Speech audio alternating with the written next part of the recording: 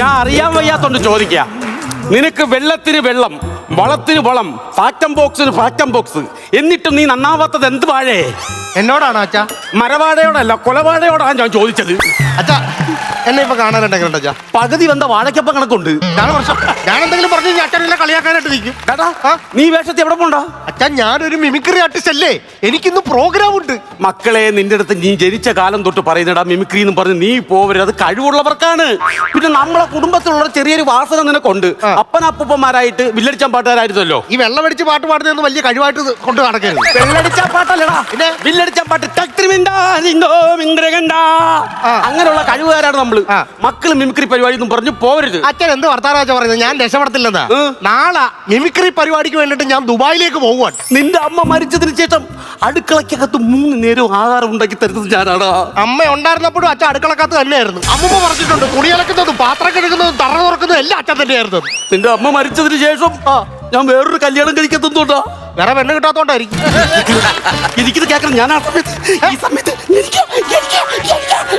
എനിക്കിത് കേൾക്കണോ? അച്ഛൻ ഇങ്ങനെ ചുമ്മാ ആവശ്യമില്ലാത്ത കാര്യങ്ങളൊന്നും പറയണ്ട. പൈപ്പും ചൂട്ടിലെ വെള്ളം കുടിച്ചിട്ടാണ് അതിന്റെ ഞാൻ വളർത്തിയത്. 4 പൈപ്പും ചോട്ടി വന്ന ചേച്ചിമാരെ കാണാൻ പോയതാന്ന് പറയരുത്. ഞാനൊരു കാര്യം പറയാം.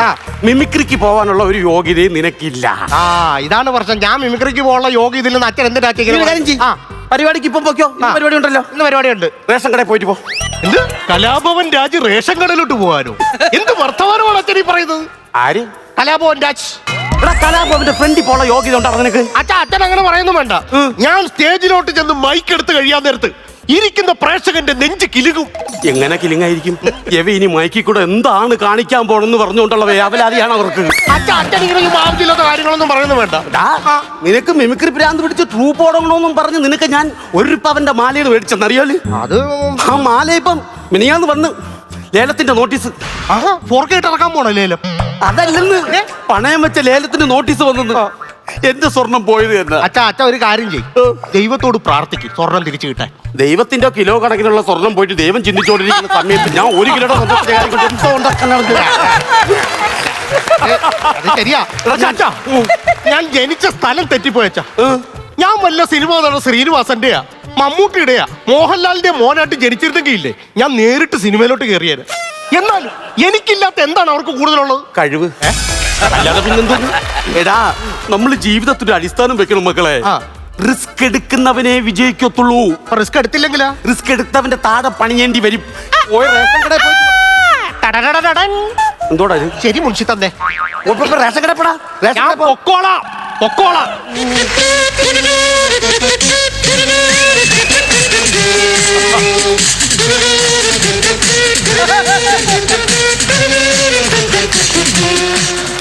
നല്ല ആള് തന്നെ ഏട്ടാ, നല്ല ആൾക്കാർ തന്നെ ഞങ്ങള്. എന്റെ കൂട്ടുകാരൻ ഇവിടെ നിന്ന് ദുബായിലേക്ക് ഷോയ്ക്ക് പോവാണ്. നിങ്ങൾ ഇങ്ങനെയാണോ അവനെ സപ്പോർട്ട് ചെയ്യാനുള്ളത്? ഭയങ്കര മോശമാണ്. അത് അറിഞ്ഞിട്ട് പ്രശസ്ത മിമിക്രി താരവും സിനിമാ താരവുമായ ജഗതൻ ജഗതി ഈ വീട്ടിലേക്ക് വരികയാണ്. അദ്ദേഹത്തിന് നിങ്ങൾ ഇങ്ങനെയാണോ സ്വാഗതം ചെയ്യുന്നത്? വളരെ മോശമാണ്.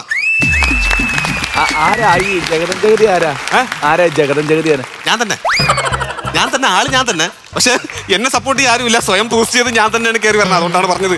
അപ്പൊ ഞാനും അവനോട് ഒരുമിച്ചാണ് പരിപാടിയിലേക്ക് കയറിയത്. പക്ഷെ അവന് ദുബായിൽ പോകാനുള്ള ചാൻസ് കിട്ടി. എന്നെ താത്തിട്ടാണ് പോയത്. കുഴപ്പമില്ല, നോ പ്രോബ്ലം. എന്നാലും ഇവന് നൈസ്. അമ്മവാ, ഓ മൺവെട്ടിയായിട്ട് എന്താണ് പരിപാടി? ഷേവ് ചെയ്തോണ്ടിരിക്കുക. നമ്മളിങ്ങനെ കൗണ്ടർ പറഞ്ഞു കഴിഞ്ഞാൽ കൗണ്ടർ മ്യൂസിക് അടിക്കും. ഞാൻ നിന്റെ അടുത്ത് പറഞ്ഞിട്ടുണ്ട് എന്റെ മിമിക്രി വീട്ടിന് മുമ്പ് മിമിക്രി കാണിക്കണ്ട. എന്തെങ്കിലും പറഞ്ഞ ഞാൻ പറഞ്ഞിട്ടുണ്ടേ. എന്റെ കുടുംബം മൊത്തത്തിൽ നശിപ്പിച്ചത് നീയാ. നിങ്ങളെ വാഴപ്പണ മൊത്തം നശിപ്പിക്കാൻ ഞാൻ വല്ല പന്നി വല്ലുവാണ്. വാഴപ്പണ എന്റെ കുടുംബം മാനം മര്യാദയ്ക്ക് ജീവിച്ചിരുന്ന ചെറുക്കനായിരുന്നു. ചെറുക്കൻ 8ഉം പൊട്ടും തിരിയാത്തൊരു ചെറുക്കൻ. അവനെ മിമിക്രിക്ക് കൊണ്ടുപോയി നശിപ്പിച്ചത് നീയാണ്. ഇത്രയും വയസ്സായിട്ടാ പോയൊരു കല്യാണം കഴിക്കടാ. കല്യാണം. അതെ, എനിക്ക് വലിയ പ്രായമൊന്നുമില്ല. 38 വയസ്സേ ഉള്ളൂ. സിംഗിളാ ഞാൻ.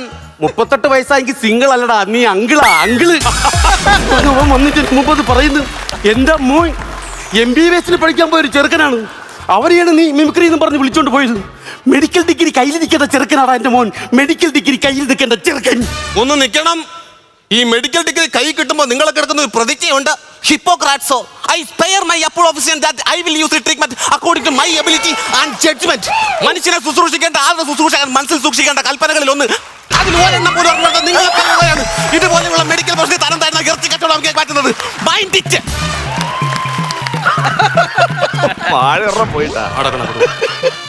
മക്കളെ ഓ നീ മറ്റത് പഠിക്കാൻ പോകുന്നുണ്ടോടാ? എന്നാ പോക്കണം കേട് ഇംഗ്ലീഷ് പോക്കണന്റെ മുമ്പിൽ നിന്ന് പിന്നല്ലാതെ നീ എന്തിനാ ഇങ്ങനെ മിമിക്രി എന്ന് പറഞ്ഞ് നടക്കണ? എന്റെ മോന്റെ കൂടെ ജീവിതം കളയാൻ വേണ്ടിട്ട് നീയെ നശിച്ചു പോയി. ആര്? നീ. ഞാൻ നശിച്ച മിമിക്രി പറഞ്ഞൊക്കെ എന്താ ഉപയോഗം? ഉണ്ട്.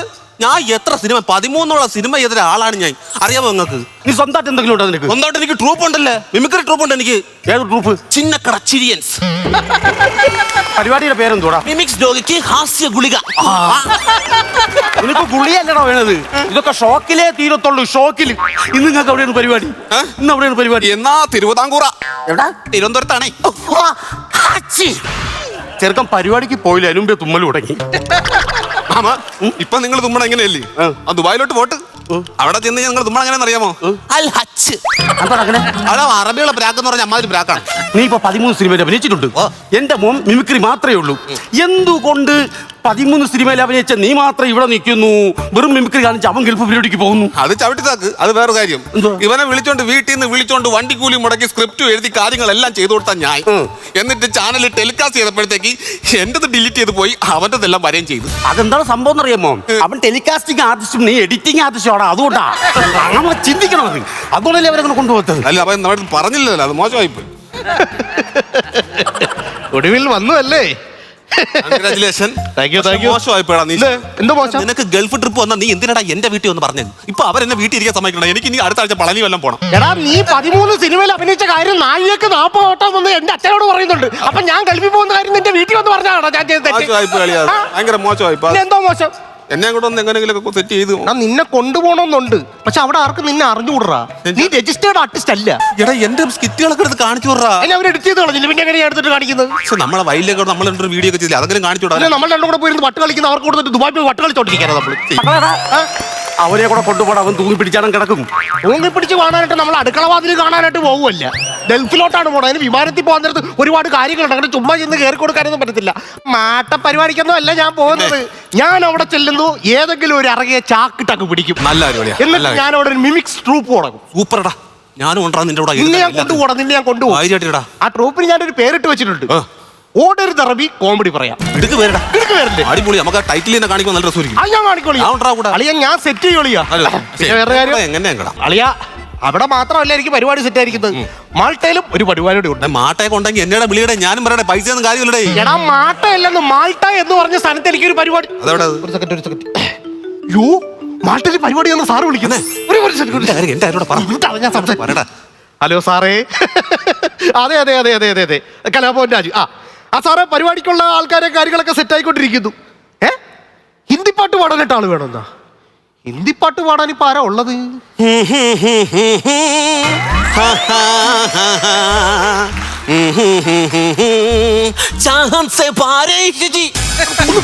ഒരു കാര്യം സംസാരിച്ചോണ്ടിരിക്കും. സാറേ റേഞ്ചിന്റെ പ്രശ്നമാണ്. അല്ല ഹിന്ദി പാട്ട് പാടാനുള്ള ആരെങ്കിലും നമുക്ക് സെറ്റ് ചെയ്യാം. പക്ഷെ തമിഴ് പാട്ടായിരിക്കും ഒന്നുകൂടെ സെറ്റ് ആകുന്നത്.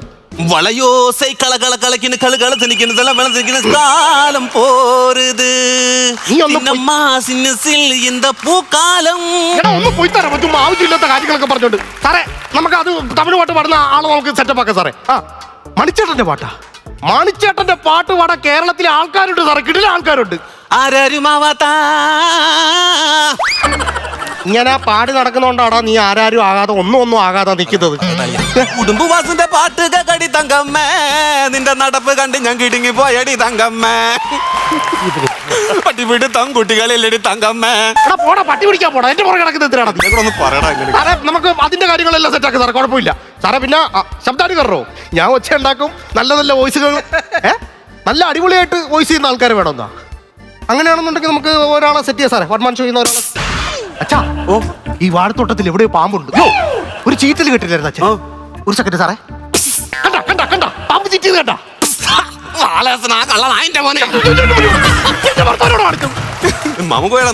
ബാലകൃഷ്ണൻ പറഞ്ഞ ബാലകൃഷ്ണൻ ഈ വിളിച്ചാൽ ഇയാളുടെ പേര് ബാലകൃഷ്ണൻ എന്താണ്?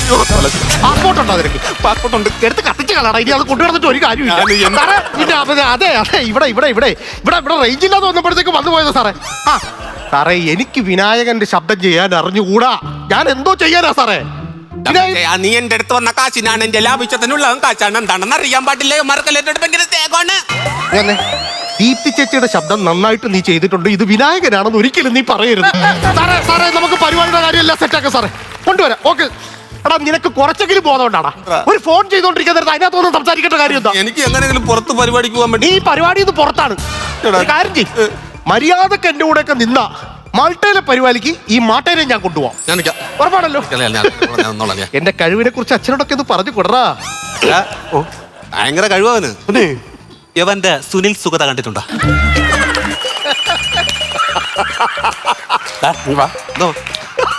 യവനെ പ്രസവിച്ച് നേഴ്സ് എന്റെ കയ്യിലോട്ടാണ് തന്നത്. 2 വർഷം കഴിഞ്ഞപ്പോ അവന്റെ അമ്മ മരിച്ചു. കുളിപ്പിച്ച് അവരെ സ്കൂളിലും മറ്റുള്ള കാര്യങ്ങളിലും വിടുന്നത് ഞാൻ തന്നെ. നീ നിന്റെ കാര്യം നോക്കി കാണിച്ചോറാ നിന്റെ സുനിൽ സുഗത. ഞാൻ കാണിച്ചു തരാം എന്റെ സുനിൽ സുഗത. കാണിച്ചോറാ. ഞാൻ പോടാ. എടാ മോനെ മകളെ, നിനക്ക് തരാനുള്ള പലിശട ചേച്ചി ജോസഫേട്ടൻ നിനക്ക് തരും. എന്നാ പോട്ടട പണി മാനുവല്ലേ. എന്താണ് സുനിൽ സുഗതയുടെ സൗണ്ട്? അയ്യോ അളിയാ, ഇന്നത്തെ പരിപാടി കിടക്കണം. പിന്നെ കമ്മറ്റിക്കാരെന്ന് പറഞ്ഞാൽ എന്റെ കമ്മറ്റിക്കാരാ. അവർക്ക് സ്ഥിരം പരിപാടി വരുന്ന സംഭവം. ഓക്കെ, സാധനം ഒന്ന് റിഹേഴ്സൽ നോക്കണം. ഓക്കെ. ഫസ്റ്റ് കുടിയന്റെ സ്കിറ്റ് അല്ലേ? കുടിയന്റെ സ്കിറ്റ് ചെയ്തേക്കാം. അളിയാ, പിന്നെ ഒരു കയ്യിൽ കിട്ടും. ഒരു സെക്കൻഡ്. റിഹേഴ്സൽ നോക്കണം. അച്ഛാ, വെറുതെ ഇരിക്കുവാണോ? ആ മുണ്ട തുരിഞ്ഞേരാ. ഓർത്തെങ്കിലും അവന് കൊടുക്കും. ഓക്കേടാ, നീ കുടിയനാകും.